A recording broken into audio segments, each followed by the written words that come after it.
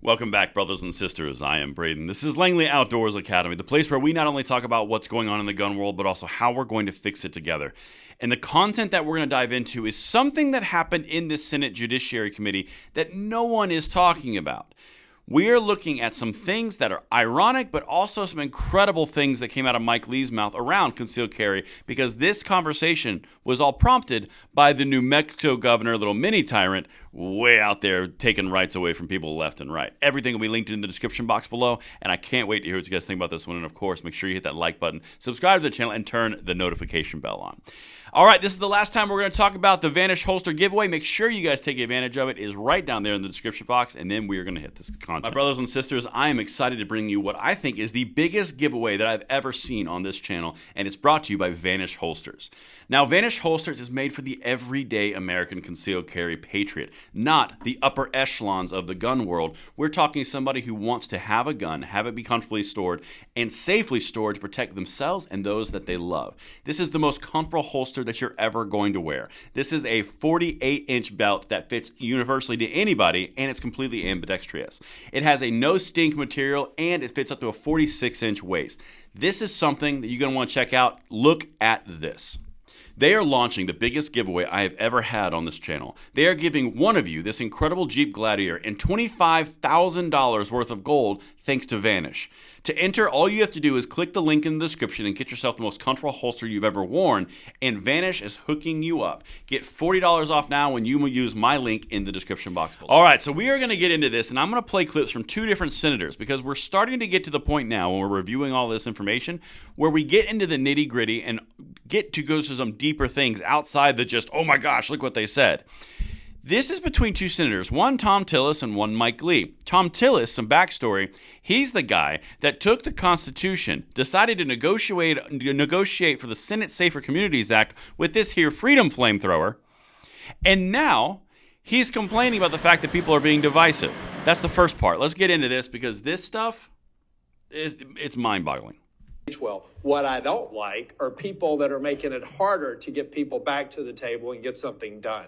And you don't get anything done on gun violence around here without bipartisan cooperation, which is why I was very frustrated with President Biden on the day that he signed the Safer Communities Act. One of the reasons I didn't go to that signing is I fully expected he was going to use it to spike the football and talk about more that he needs to get done that he knows damn well doesn't have bipartisan support. That is at the expense of areas where we can work together. All right, so the reason I put this one first is because I'm just going to call this guy out a little bit. This is the senator from North Carolina. He's one of the people that worked together with Kyrsten Sinema and Chris Murphy to get the Senate Safer Communities bipartisan BS implemented and passed. Now, he's complaining about the fact that he gave the Biden administration the first gun control legislative victory on the books in 30 years so they could spike the football. Then he's complaining about the fact that they spiked the football after providing them the momentum to continue pushing forward. This guy is clearly either completely ignorant to how politics works, or he doesn't understand the left, or he doesn't understand the gun controllers. It's one of those three things because anybody with a modicum of experience in the United States knew that Biden was going to go out there and say, we did this, now we can do more, let's ban ARs, let's ban semi-automatics, and now he's frustrated. Well, maybe you shouldn't have partnered with Cornyn and gone, we're going to infringe some people's rights by their entire demographic age range, but because you know they won't take advantage of it politically. Are you freaking kidding me? Okay, listen, I'm going to be honest. This guy kills me. So now is where he starts to go into the New Mexico thing. I just want to put that in there to put on the record. Now, here's the New Mexico thing. Talking about spiking the football and going too far. Same guy says something about Governor Juan Grisham in New Mexico. Check it out. Similarly, Governor Grisham, you want to push us further back from coming up with reasonable policy? Pass or implement an executive order that's patently unconstitutional. That takes people away from the table, doesn't solve the problem. Now let's talk. Of course it doesn't solve a problem. It wasn't meant to solve a problem. If you guys were living under a rock in the last 6 months, Governor Grisham in New Mexico basically said, in this entire area, it's illegal to carry your concealed firearm because of an executive order of health. That was the whole idea. She got smoked in court. Even the left was like, you can't do that. Democrats were like that. Media, CNN, everyone was like, you can't do that. Nice try.